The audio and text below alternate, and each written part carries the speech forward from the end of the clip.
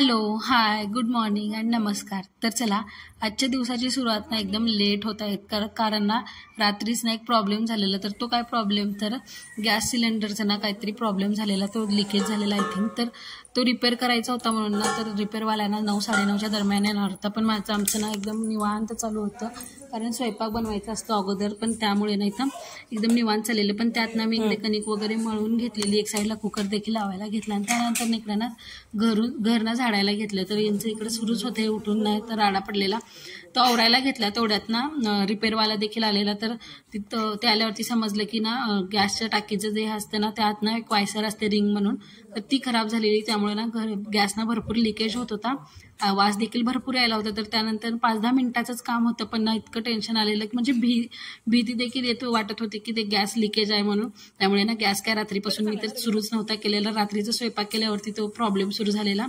त्यानंतर एक साईडला मी वांग वगैरे तयार करून घेतलेलं, कट करून घेतलेलं. भाजी बनवायची होती, भाजी देखील बनवायला घेतली. जिरं मोहरीची फोडणी टाकून मी कट करून कांदा घालते. तर कांदा परतून घेतल्यावरती थोडीशी अद्रक कोथिंबीरची पेस्ट घालून ना ते व्यवस्थित सगळं परतून घेतलं.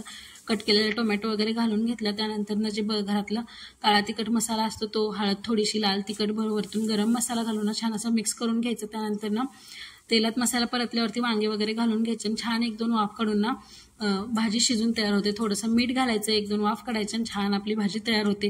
भाजी तर एक साईडला ठेवून दिली आणि त्यानंतर मी इकडे चपात्या लाटायला घेतले, कारण साहेबांना टिफिन द्यायचं होतं ऑफिसला. ते देखील लेट होत होतं आज जायला. त्यांना गॅसचा प्रॉब्लेम झाल्यामुळे त्यांना देखील उशीर झालेला, ते देखील जायचे होते म्हणून पटकन स्वयंपाक बनवायला घेतला. त्यानंतर चपाती वगैरे बनवून घेतली, त्यांना जेवण वगैरे दिलं. त्यानंतर इकडे मी भाजीला कूट वगैरे घालून घेतलं आणि त्यानंतर भाजी तयार होती. तर त्यानंतर सगळं तयार झाल्यावरती मी तर टिफिन भरायला घेतला. मी टिफिन भरत होते आणि त्यानंतर ह्या दोघांचं बाप लेकीचं काय चालू होतं तुम्हीच बघायचं कॅमेरा घेऊन.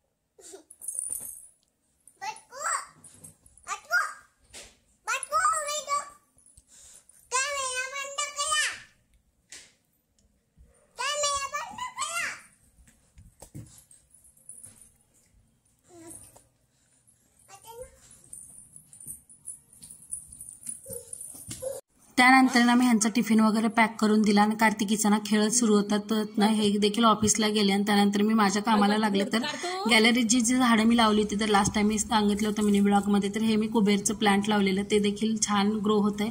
त्यानंतर सगळ्या झाडाला ना मी ते पाणी वगैरे घालून घेतलं, जसं की गुलाबाच्या झाडाला देखील छान गुलाबं लागतात. त्यानंतर शेवंतीचं झाड आणलेलं. त्यानंतर मी घरीच ना पुदिना टोबलेला, तो देखील छान फुटलेला. आणि त्यानंतर हे एक शेवंतीचं प्लांट, तर सगळ्यांना पाणी वगैरे घालून घेतलं. आणि त्यानंतर आज ना एक माझं पार्सल देखील रिसीव्ह झालं होतं आणि त्यामध्ये ना छान एक मी टेबल क्लॉक ऑर्डर केला होता. ते इतका छान मला रिसीव्ह झाला आहे ना, तर त्याची क्वालिटी देखील ना तुम्ही बघू शकता, एकदम स्टील बॉडी त्याची आली आहे. त्यानंतर मला ना हे असं एक क्लॉक ना फ्रीजवरती हवं होतं किचनमध्ये, तर त्यासाठीच मी ऑर्डर केलं ना, एकदम स्वस्तमध्ये भेटलेलं आहे ना. हे याच्याबरोबर ना ते अलाराम देखील येतो. तर तुम्हाला जर हवं असेल ना, तर याची लिंक ना मी डिस्क्रिप्शन बॉक्समध्ये नक्कीच येईल, तुम्ही तिथं ना परचेस करू शकता.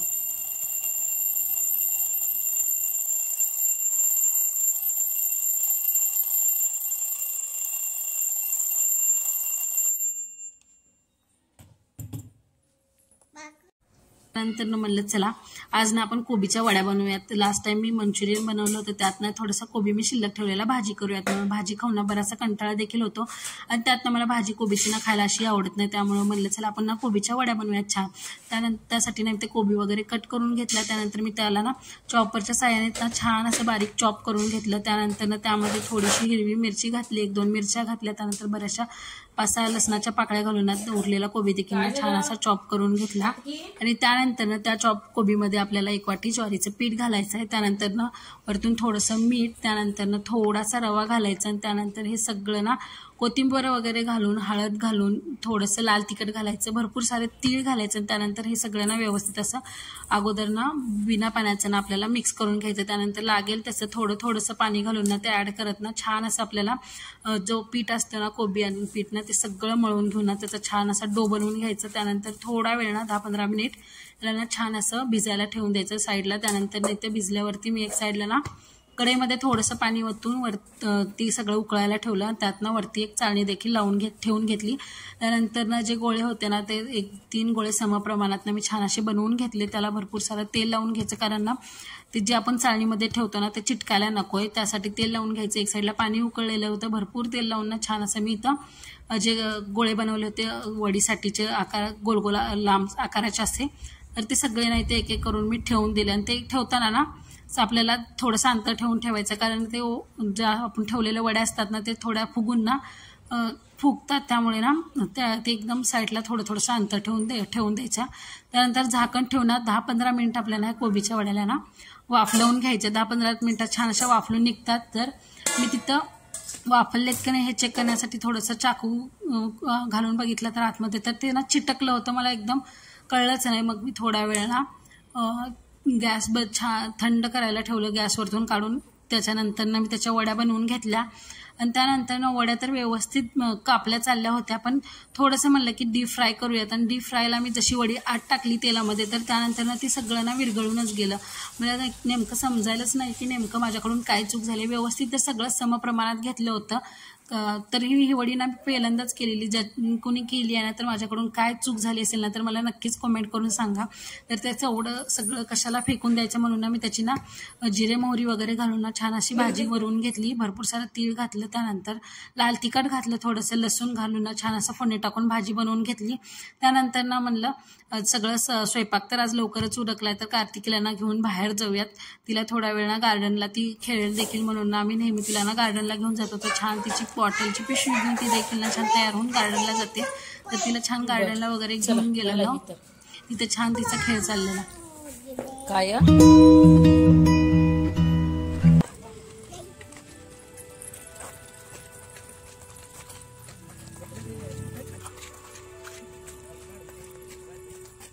अंधारच झालं पण बाळाच्या येस काय झिम्मा कुठलं झिम्मा फुगडी झिम्मा फुगडी होय फुगडी झिम्मा कशी खेळायची झिम्मा फुगडी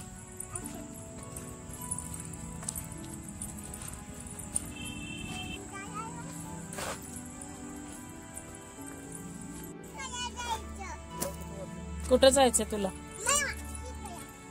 इकडं जा हा जा तिकडं चला खेळा कुठं खेळायचं तिथं आज लयच गार्डन रिकाम सगळं शनिवार रविवारीच गर्दी असते कर जिकू जिकू जिकू जिकू जिकू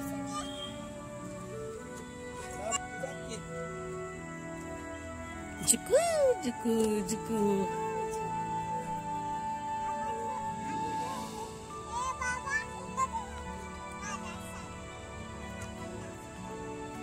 कर बन ना जिकू जिकू जिकू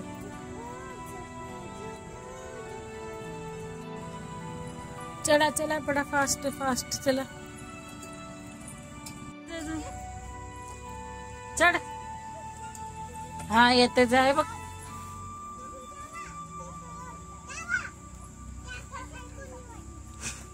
काय भांडायलीस त्यांना खेळ की तुझं गप खेळ ना तुला काय करायचं काय झालं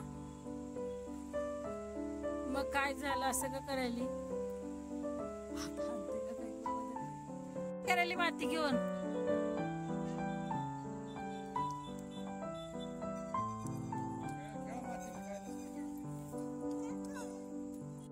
चढ आता हवा हात धर ना वरती लाडू आणखीन एक हात वरती कर ना अगं आता कसं चढली ना तसंच वरती पर्यंत चढायचं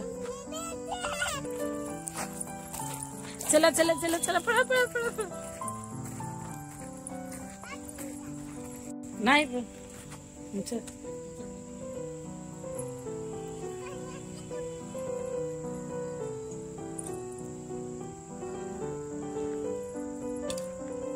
आहा मस्त की चढ आणखी नाही